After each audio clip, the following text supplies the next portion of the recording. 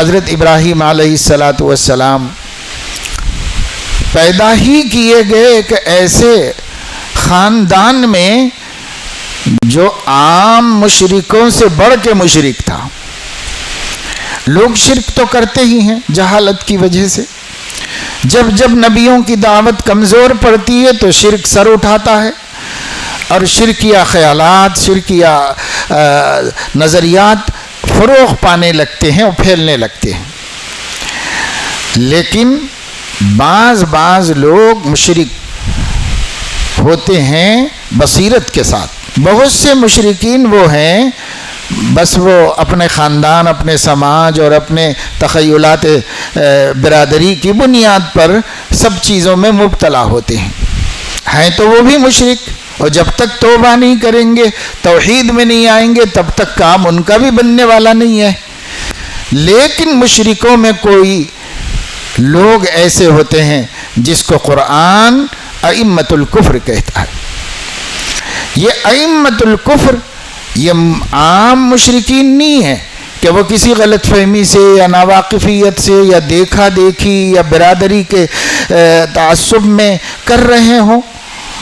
اگر کر رہے ہیں تب بھی غلط ہے وہ، لیکن پھر بھی ان کے مقابلے میں جو ائمۃ الکفر ہیں یہ لا ایمان لہم ہیں. انہیں کچھ پرواہ نہیں، یہ بے حیا لوگ ہیں جنہیں اللہ سے بھی غیرت نہیں، قوم سے بھی غیرت نہیں. یہ جان بوجھ کے شرک کرتے ہیں، شرک کی وکالت کرتے ہیں، شرک کی دعوت دیتے ہیں، شرک کی حفاظت کرتے ہیں، اور جان بوجھ کے کرتے ہیں کہ یہ شرک ہے اور بالکل غلط بات ہے. کیونکہ قرآن مجید بتاتا ہے کہ ان ائمۃ الکفر سے بھی پوچھ لو کہ بارش کون برساتا ہے، تمہاری عورتوں کے گود کو بچوں سے کون آباد کرتا ہے، زمین سے پیداوار کون کرتا ہے. ہر سوال کے جواب میں سیقولون اللہ، ہر سوال کے جواب میں کہیں گے اللہ اللہ اللہ، اللہ ہی کرتا ہے سب. یہ ائمۃ الکفر بھی یہی کہیں گے، کیونکہ ان کا علم بھی انہیں بتاتا ہے کہ سوائے اللہ کے کوئی نہیں کر سکتا. لیکن پھر بھی شرک کریں گے، پھر بھی اسی پر قائم رہیں گے. ائمۃ الکفر جو ہوتے ہیں وہ بے بصر نہیں ہیں، بے خبر نہیں ہیں، سب جانتے ہیں کہ یہ جھوٹ ہے، یہ سچ ہے. جو میرا عقیدہ ہے یہ باطل ہے، اور جو عقیدہ میں جھٹلا رہا ہوں وہی حق ہے. توحید پکی بات ہے، اللہ کے علاوہ کوئی ہے ہی نہیں کائنات میں جو کائنات کو چلا سکے. سچی بات ہے، پکی بات ہے.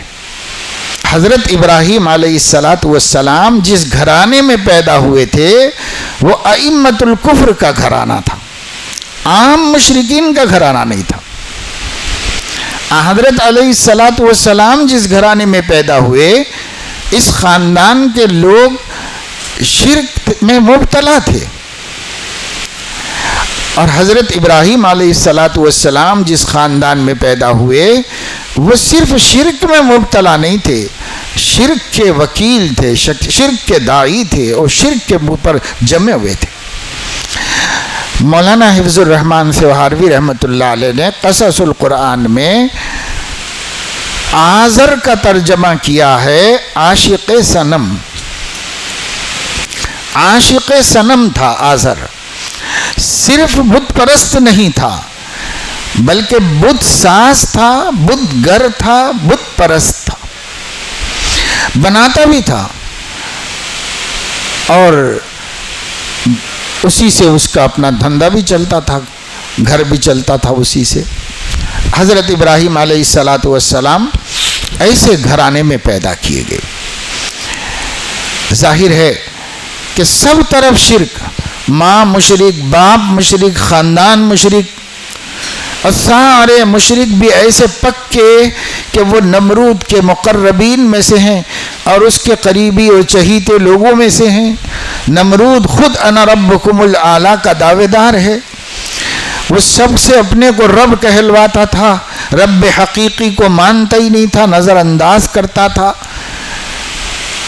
ایسے ماحول میں اور ایسے گھرانے میں پیدا ہونا اور پھر توحید کے اوپر مضبوط جم کر توحید ہی کو اپنی نمایاں صفت بنا لینا، یہ حضرت ابراہیم علیہ السلام کی کڑی آزمائش تھی۔ دا میسج میڈیا کے تمام سوشل چینلوں سے جڑے، جیسے جوش موج، انسٹاگرام، فیس بک، یوٹیوب۔